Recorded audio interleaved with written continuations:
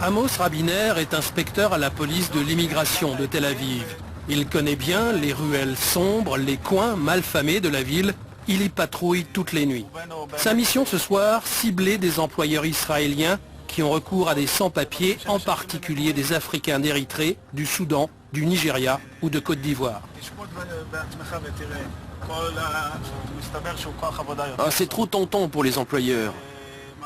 Vous imaginez des pauvres gars qui sont prêts à faire n'importe quel boulot pour un salaire de misère. Mais attention, c'est devenu un véritable problème national pour Israël. Notre pays compte pas mal d'habitants qui n'ont pas de domicile, pas d'emploi régulier, qui ne sont pas intégrés dans la société, qui n'ont pas d'assurance. Ce sont des gens qui ont toutes les chances de tomber dans la criminalité. Et les autorités doivent bien réagir. C'est dur, mais c'est ainsi. On dit que le gouvernement projette de construire un camp d'internement pour les sans-papiers. Qu'en pensez-vous? En tout cas, ça nous permettra de contrôler un peu ce phénomène. Bien sûr, je n'aime pas trop ce terme de camp d'internement, mais au fond, c'est une bonne chose. À 200 mètres de là, des citoyens israéliens manifestent. Les vagues successives d'immigrants clandestins en provenance d'Afrique attisent le racisme. Les femmes israéliennes appartiennent au peuple d'Israël, nous dit cette affiche.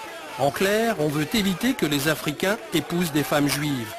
Et derrière ces citoyens en colère, on retrouve Shlomo Maslavi, élu municipal et membre du parti du Likoud de Benjamin Netanyahou. Mes amis, je vous comprends très bien. Vous en voulez à ceux qui louent des logements d'Africains, à ceux qui leur donnent du travail. Le lendemain matin, dans un quartier pauvre du sud de Tel Aviv, nous rencontrons le pasteur Jérémia Daïro, originaire du Nigeria. Il a réussi à créer une petite paroisse dans une ancienne usine. Tous les soirs, il recueille ici 70 à 80 sans-papiers, des Africains pour la plupart. Des pauvres airs, sans argent, sans permis de travail, sans assurance. En Israël, seul un sans-papier sur 100 a l'espoir d'être régularisé. Tous les autres sont des intrus. À quelques centaines de mètres de là, nous rencontrons Haile Mangisteab. Il passe pour un privilégié car il a son propre lit pour dormir. Il a même un petit coin cuisine qu'il partage avec 4 autres locataires. Au petit déjeuner, comme d'habitude, une cigarette et une rengaine du pays. Une chanson qui raconte l'exil et la nostalgie de l'Érythrée. Israël compte environ 17 000 réfugiés érythréens. Pour eux, aucune chance de faire valoir le droit d'asile. Shmuel Rifman connaît bien ce problème. Il représente les populations qui habitent dans le désert du Negev. Il est favorable à la création d'un camp d'internement. Pour lui, tous ces gens sont des intrus, des émigrés économiques. Ces gens-là veulent tout bonnement nous prendre notre travail, dit Rifman, qu'on ne lui parle pas de réfugiés politiques. Ce qu'il nous faut, c'est un camp de 10 000 places. Et ensuite, on renvoie ces gens chez eux en Afrique. Un camp d'internement existe déjà. C'est là que les soldats amènent tous ceux qui pénètrent illégalement en territoire israélien. Nous y avons tourné ces images il y a 2 ans environ. Maintenant, plus question d'y entrer avec une caméra. Le nombre de réfugiés s'est multiplié par 10 et le camp est au bord de l'asphyxie. Pas question de montrer ça à la télé, circuler, il n'y a rien à voir.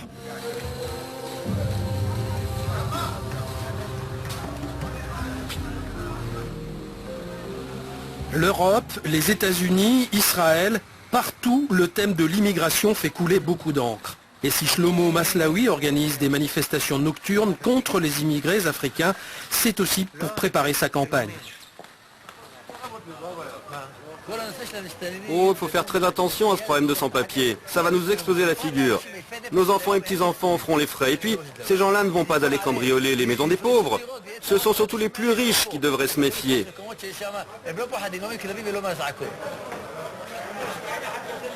Sur le marché du quartier de Hatikva, on découvre une nouvelle sorte de racisme. Shlomo Maslawi rencontre le responsable de l'initiative contre les Africains dans ce quartier.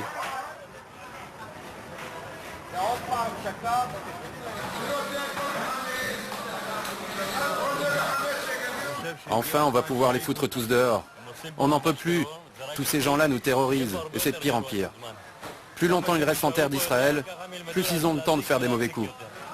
Certains souhaitent venir en aide aux réfugiés, mais même pour eux, l'intégration d'un grand nombre d'Africains pose problème. Appliquer le Talmud, ça veut dire quoi pour vous? Pour moi, ça veut dire que je donne d'abord à manger aux Israéliens et ensuite je vais servir les réfugiés. Dans un État qui a été fondé par les réfugiés de l'Holocauste, l'accueil des nouveaux réfugiés africains n'est pas une mince affaire.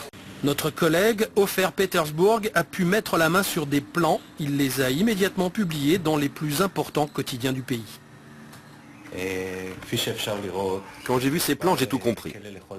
Le gouvernement veut construire une prison, ni plus ni moins. Une prison pour 8000 intrus. Certains spécialistes disent même que les cellules y seraient plus petites que dans les centres pénitentiaires. Mais les réfugiés ne sont pas des criminels de droit commun.